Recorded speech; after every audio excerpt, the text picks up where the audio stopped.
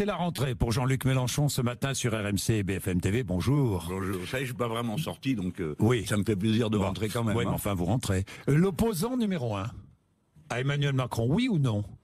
Parce que vous considérez que vous êtes l'opposant numéro 1 aujourd'hui. Opposant, oui, mais enfin, j'ai pas pensé à participer à un concours d'opposition, c'est pas mon sujet. D'accord. Mais j'ai vu, non, mais parce que j'ai vu que ça agitait de dire le meilleur. Marine Le Pen n'est pas là, absente totalement jusqu'à maintenant. Politiquement. Oui, les Républicains embarrassés, je le crois Parti que socialiste disparaissant. Non, attendez, il faut que ce soit pris dans la dignité de la politique. Non, mais moi je suis... oui, je le comprends, mais le Front National, moi j'ai toujours dit que c'était quelque chose qui ne servait à rien, donc il le démontre. Alors, j'ai trouvé qu'on était très bienveillants à leur égard dans la presse, parce qu'ils sont là-haut 7, ils n'utilisent aucun de leurs droits de parlementaire. Ils pourraient intervenir sur tous les amendements, sur tous les articles de la loi travail, on les a jamais entendus. Donc, c'est des gens qui ne servent à rien, ils ont renoncé à leur tâche de représentation politique. Ensuite, la droite, c'est la droite, mais vous avez vu qu'une bonne partie s'est abstenue au moment du vote sur la confiance au gouvernement.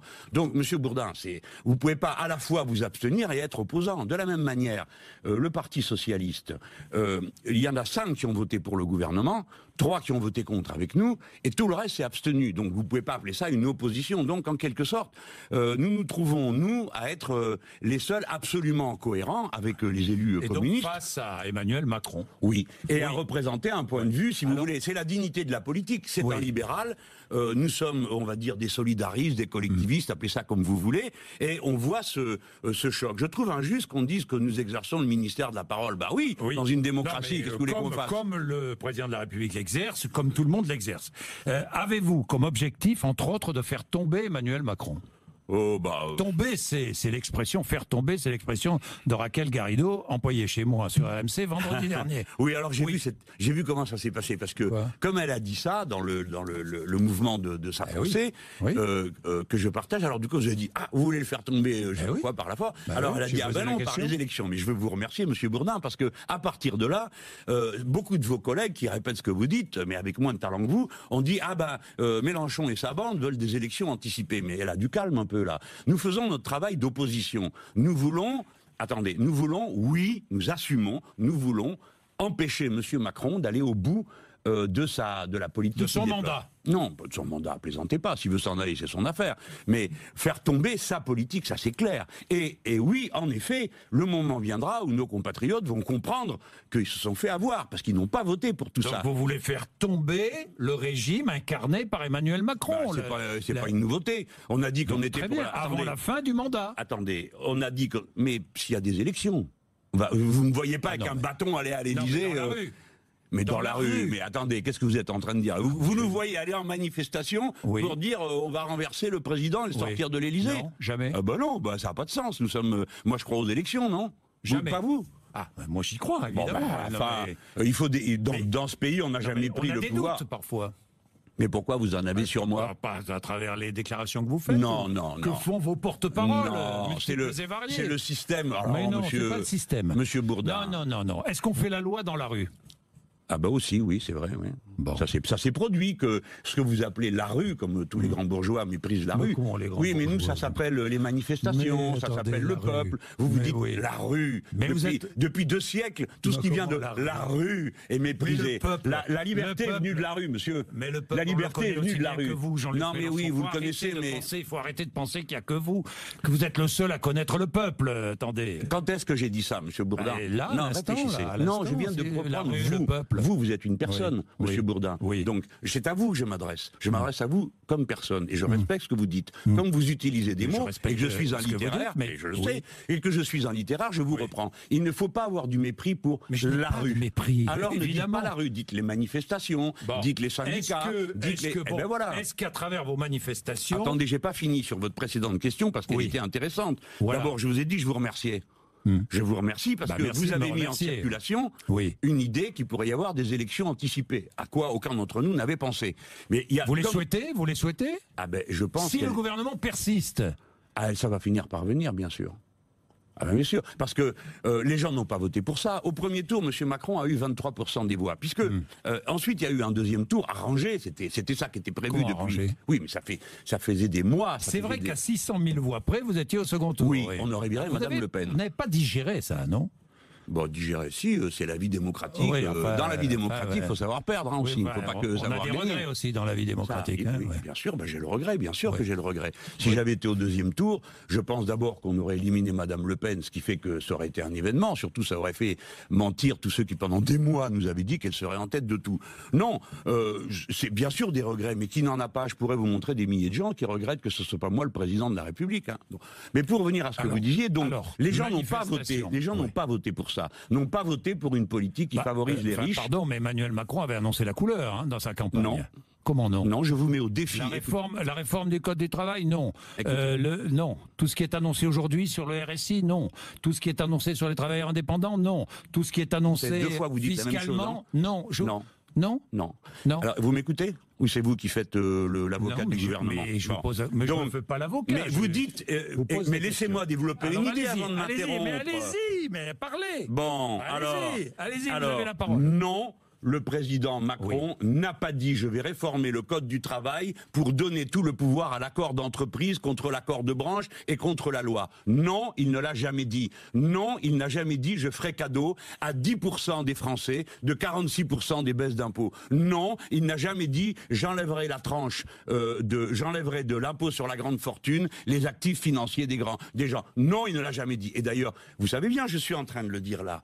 Donc, allez, maintenant, il y a des gens qui nous écoutent, découpez les séquences où on voit Macron en train d'expliquer ça pour que vous me disiez que les gens ont voté pour ça. Maintenant, monsieur Bourdin, ce que vous venez de dire est très grave, parce que quand bien même l'aurait-il dit, au deuxième tour, voter Macron, c'était voter pour tout ça, ou bien c'était seulement, comme moi je l'ai proposé, ne pas voter Front National. Moi j'ai dit, il ne faut pas... J'ai dit, il ne faut pas voter Front. Ça vous regarde pas, le vote est secret. Oui, non mais d'accord, mais est-ce que vous avez voté? C'est ma réponse. Ma réponse est, mon vote est secret, je représente une masse de gens. Eh bien, qui aimerait savoir? Moi, je suis le et toutes celles et ceux vous m'avez réussi à m'interrompre une nouvelle fois, mais j'irai au bout de mon raisonnement. Mon raisonnement était donc, au deuxième tour, vous aviez des gens qui appelaient à voter Macron, qui ont donc appelé à voter pour les baisses d'impôts pour les riches, pour le code du travail détruit, etc. Et il y a des gens comme moi qui ont appelé à dire non, pas une seule voix pour le Front National, ce qui n'est pas la même chose. Et c'est maintenant qu'on voit pourquoi j'avais raison de poser le problème comme ça. Car des gens comme M. Bourdin peuvent dire en toute logique à ceux qui ont appelé à voter Macron, vous avez appelé à voter pour ça. Tandis que moi, vous ne pouvez pas me le dire. Bon, l'inversion des normes. Et voilà pourquoi. Alors l'inversion des normes, même Jean-Claude Mailly, qui était là, a reconnu que dans la loi El Khomri, effectivement, les accords d'entreprise prenaient le dessus sur les accords de branche, mais pas dans la loi votée. Voilà. Alors là, la question c'est quoi? Est-ce que la hiérarchie des normes est inversée ou est-ce que M. Mailly a bien fait de dire ça? Bon. Il y en a d'autres questions. Oui. Laquelle vous préférez? Non. Alors commençons par le fond. Parce que les accords de branche, notamment CDD, notamment CDI de chantier, ce sont les accords de branche qui priment. Voilà. Sur les accords d'entreprise. Oui. Non, c'est que vous n'avez pas lu la loi. Non, je l'ai lu. Non, mais pardon. Monsieur, les accords de branche... Non, écoutez-moi. Écoutez-moi, dans les accords d'entreprise, les accords de branche ne s'imposent pas à l'accord d'entreprise dans les ordonnances. Non, mais j'ai passé des heures là-bas. Primo. Secundo, dans ces accords, ce qui était autrefois du niveau de la loi, la durée d'un CDD, et toutes ces questions, comme les primes d'ancienneté et le reste, qui étaient dans l'accord de branche, dorénavant sont dans l'accord d'entreprise. Monsieur Bourdin, la hiérarchie des normes est renversée. Qui fixera le nombre de CDD consécutifs? Attendez. La branche. La branche. Oui. Ou l'entreprise. La branche. L'entreprise et la branche. C'est la branche qui prime. Vous trouvez ça normal? C'est la branche qui prime. Est-ce que vous trouvez ça normal? Que ce soit la branche qui prime? Oui. Pas la loi. Et vous? Moi, la loi.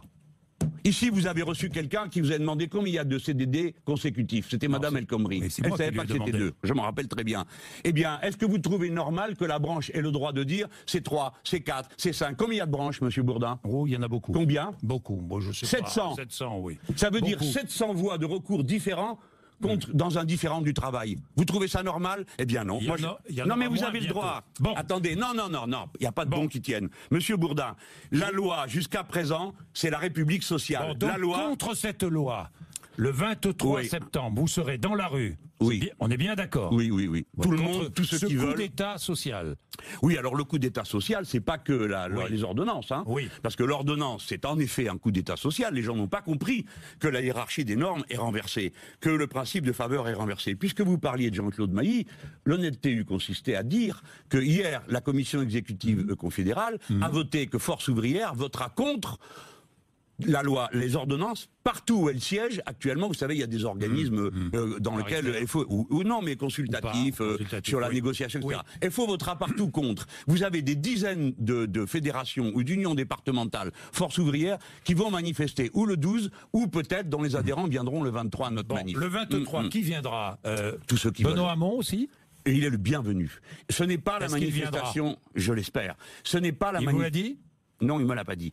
Je peux terminer ma phrase, je vais dire la vôtre, puis à la mienne. Allez. Bon, moi je dis c'est la manifestation de tous ceux qui veulent. Je demande qu'on déferle. Ce n'est pas la manifestation de Jean-Luc Mélenchon, qu'on arrête avec ça. C'est comme si on disait que le 12 était la manifestation de M. Martinez. Vous irez le 12 ? Bien sûr, mais depuis le premier jour, on a dit qu'il faut y aller. Alors il y a le 12 et il y a le 23. Il y a 11 jours d'écart entre les deux, il n'y a pas de compétition. Et la CGT viendra le 23 ? Je ne sais pas, je l'espérerais, je trouverais ça magnifique.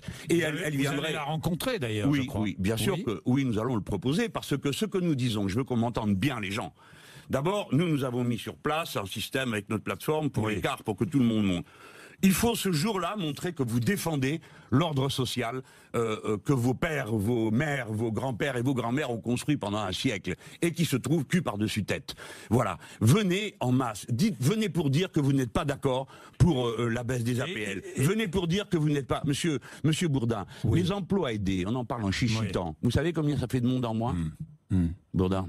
Combien d'emplois aidés 260 000. Combien d'emplois aidés l'année dernière 460 000. Oui. Combien cette année 310 000. Oui. Pas à moi. 150 000. Mais non, 150 000 de total, moins. Oui. Et l'année suivante, Bourdin, vous comptez sur 1 an ou 2 ans? Non, mais pour l'instant, vous avez les chiffres de l'année suivante? Oui, bien sûr, ça a déjà été annoncé. Oui, non, ça a déjà été annoncé, il faut vous renseigner. Le Premier ministre avait été assez vague. Le Premier ministre est toujours vague parce qu'il ne sait pas de quoi il parle. Mais nous, vous et moi, on est très précis parce qu'on se connaît et on sait que quand on va se rencontrer, ça va y aller, ça va crépiter. Donc, moi, je vous dis que les chiffres 2017 plus 2018, c'est moins 260 000. Mais Monsieur Bourdin, comme je suis un homme affable, ce matin, je décide que je prends le vote de chiffres. Moins 150 000. Vous connaissez un plan social dans ce pays où on vire 150 000 personnes avec des zones, des secteurs sanctuarisés. Ah, voilà. Mais, bon. Non, il y a pas... Non, Monsieur Bourdin. Je ne vais pas entrer, je veux mais finir. Vous posez une question, mais allons-y. C'est vous qui avez parlé. Écoutez, 150 000 personnes sont foutues dehors. C'est le plus grand plan social. Dites-moi quand Monsieur Macron a dit ça dans sa campagne électorale. Quand il a dit, écoutez, si vous m'élisez, je vais virer 150 000 personnes.